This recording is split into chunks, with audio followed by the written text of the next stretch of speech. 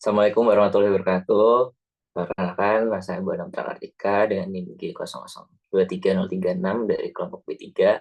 Jadi kali ini aku mau presentasiin inhal anatomi blok 2.3. Jadi di soal Bang Sopo datang ke IGD dengan keluhan tidak bisa jalan itu sulit dan langkah yang pendek, badannya bungkuk dan tangannya kadang bergetar stabil. Ada beberapa learning objektif, ada 3. Yang pertama ada apa kemungkinan penyebab kelainan Bang Sopo tersebut. Yang kedua, di mana letak anatomi dari kelainan otot tersebut. Dan yang terakhir, jelaskan anatomi dari pons medula oblongata dan cerebrum. Next. Oke, jadi kemungkinan penyebab kelainan dari Bang Sopo tadi, dia tuh menyebab Parkinson disease. Jadi pada penyakit Parkinson itu ditemukan hilangnya swallowtail sign atau appearance pada substansia nigra. Nah, yang disebut swallowtail sign itu di gambar kan kelihatan yang normal ini dia bentuknya kayak tanduk kan. Nah, tapi kalau dia nggak normal di substansia nigranya, si swallowtail sign ini tuh bakal hilang. Jadi nggak kelihatan si swallowtail sign-nya. Next. Nah, Parkinson adalah penyakit yang disebabkan oleh sintesis dopamin yang jauh berkurang, khususnya di dalam substansia nigra. Berkurangnya dopamin mencetuskan timbulnya suatu sindrom, seperti paralisis agitans, terus ada kelumpuhan gemetar, yang ditandai oleh hipkinesis, rigor, dan tremor istirahat.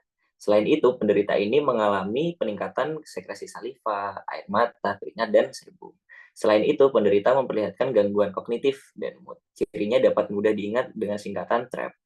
T-nya itu tremor at rest, terus R-nya rigidity, A-nya akinesia, dan P-nya adalah postural instability. Nah, di gambar bawah Bapak tuh ini, dia tuh bisa dilihat kelainan-kelainan atau gejala dari Parkinson disease. Yang pertama mulai ada tremor di tangannya, terus jalannya itu nggak mulus, dan kehilangan keseimbangan atau kestabilan saat berjalan. Nah, di Parkinson disease juga kelainannya ada di difusi dopamin. Jadi pada normalnya neuron akan mendifusikan dopamin untuk memperhalus gerakan ke otot. Tapi karena pasien itu mengidap Parkinson disease, otomatis bakal ada defect di neuronnya. Defectnya apa? Difusi si dopaminnya bakal jauh berkurang daripada normalnya. Next. Terus substansia nigra. Tadi substansia nigra itu terletak di pedunculus cerebri, membagi pedunculus cerebri jadi 2, yaitu crus cerebri dan tegmentum. Nah, struktur ini adalah nukleus motorik yang besar dan terletak di antara tegmentum dan crus cerebri. Warna yang gelap adalah akibat pigmen melanin yang terkandung di dalam badan sel saraf. Substansia nigra merupakan komponen penting pada sistem motorik ekstrapiramidal dan memiliki hubungan dengan ganglia basalis. Terdiri atas pars compacta dan reticularis. Next. Terus di substansia kan tadi udah aku sebutin terbagi jadi 2. Yang pertama ada crus cerebri. Crus cerebri terbagi jadi 3 lagi, sepertima lateral, 35 mediolateral, dan sepertima medial.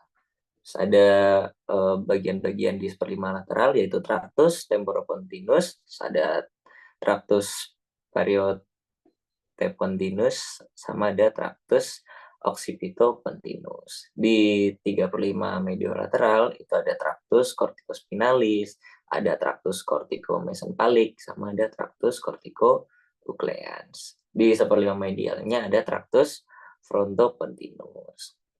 Nah, terus ada bagian kedua yaitu tegmentum mesenteric. Struktur yang jelas pada tegmentum ada nucleus rebur. Nah, di gambar preparat ini ada beberapa bagian-bagian di substansia nigra, khususnya di pedunculus cerebri.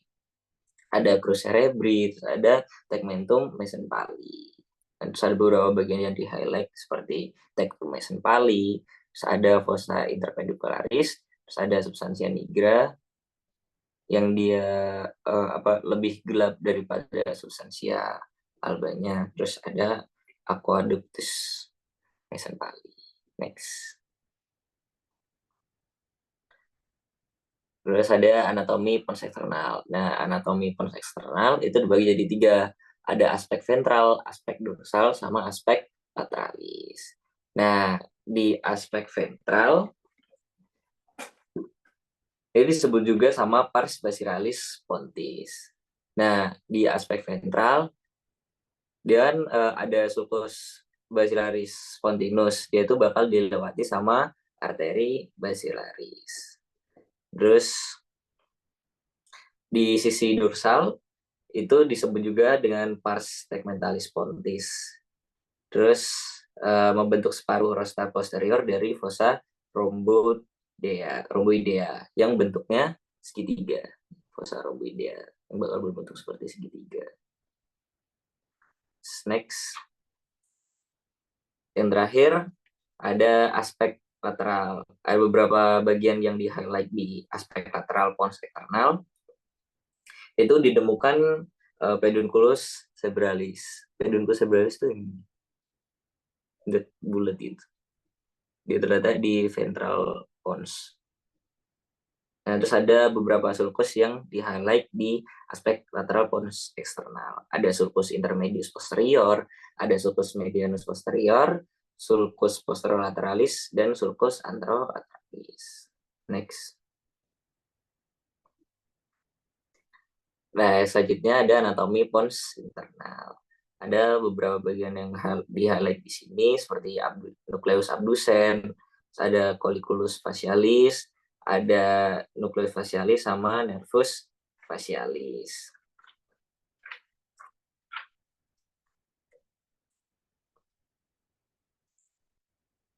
Nah, di bagian preparat yang kanan ini ditemukan adanya nucleus nuclearis sama nucleus vestibularis.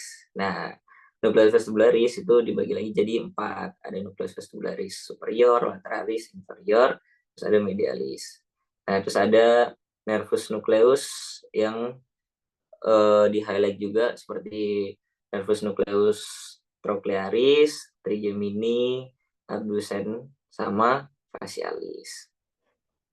Next. Yang selanjutnya ada anatomi medula oblongata. Sama seperti pons, dia dibagi juga jadi 3 aspek, aspek ventral, dorsal, sama aspek lateral. Yang pertama dari aspek dorsal di medula oblongata. Biasa disingkat medula. Itu bisa mengamati tuberculum coneatum. Tuberculum coneatum. Nah, ada tuberculum coneatum di aspek dorsal medula oblongata.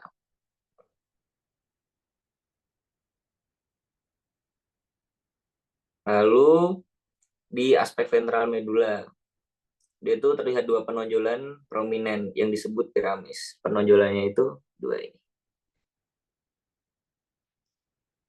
Nah, 2 penonjolan ini dia itu dipisahkan oleh visura mediana anterior ujung rostar dari visura adalah foramen caecum. Nah, dipisahkannya itu sama visura mediana anterior yang ini. Lalu di ujung rostal dari visura ini ada foramen caecum. Oke. Next.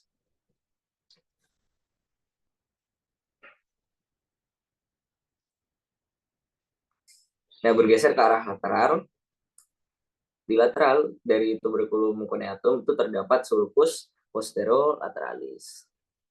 Sulcus posterolateralis ini yang ini.